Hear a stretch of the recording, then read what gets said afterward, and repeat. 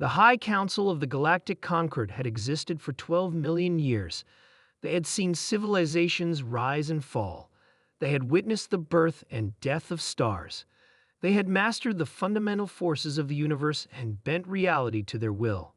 The 7 elder species that comprised the council considered themselves the pinnacle of evolution, beings who had transcended the crude physical limitations of their ancestors. Admiral James Porter stared at the holographic display of the approaching alien fleet. 27 vessels, each one a masterpiece of engineering unlike anything humanity had ever seen. They didn't move so much as glide through space, leaving no energy signatures that human sensors could detect. They were beautiful, ethereal, and completely terrifying. "All ships report ready, Admiral," said Lieutenant Reeve from her station. The asterisk relentless asterisk, asterisk thunder-chilled asterisk, and asterisk indomitable asterisk are in position. The rest of the fleet awaits your command. Porter nodded, his weathered face expressionless. Humanity had been exploring space for barely 2 centuries. They were newcomers to a galaxy teeming with ancient civilizations. Most species they'd encountered had been welcoming, if somewhat condescending, but the Concord was different.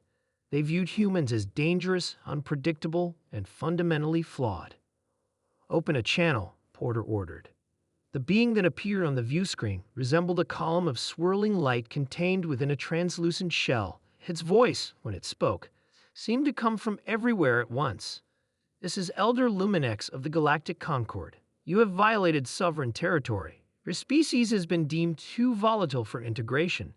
Your colony worlds will be evacuated and your technology sequestered. Resistance is ill-advised." Porter's jaw clenched. 3 human colony worlds had already been evacuated, their populations relocated to primitive reservation planets. Billions displaced because the Concord deemed humanity's rapid expansion destabilizing to the cosmic harmony.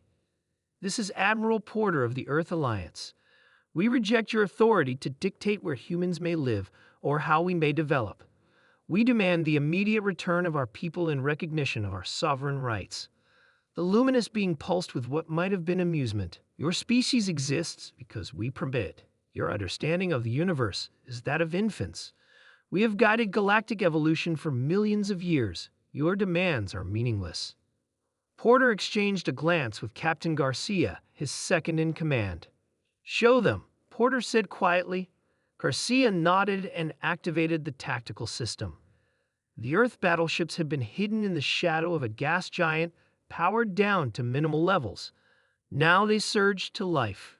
12 massive vessels of angular, brutal design. Unlike the elegant craft of the elder species, human battleships were built for one purpose: overwhelming destructive force. "Elder Luminex," Porter said, "what you're seeing is humanity's response to threats against our existence. These ships carry weaponry you've never encountered because your Concord outlawed their development eons ago. We call them battleships. They exist because you left us no choice." The elder being's light dimmed momentarily. "Primitive kinetic weapons and nuclear devices cannot harm our vessels. Your threat display is futile." Porter allowed himself a small smile. "We're not using technology you understand. While you've been perfecting your psychic abilities and energy manipulation, we've been developing in directions you abandoned. Our scientists call it dimensional phasing. You consider it blasphemous." On his command, the human fleet opened fire. The weapons weren't lasers or missiles, but something more fundamental. Devices that temporarily altered the physical constants of space in localized areas. The elegant shields of the conquered vessels, based on perfect mathematical harmony with the universe, suddenly found themselves trying to calculate equations where the values kept changing. 3 conquered ships simply ceased to exist. Their matter converted to energy in an instant. "Impossible," the elder being whispered, his voice losing its omnipresent quality. Such weapons were theorized but deemed too dangerous to pursue.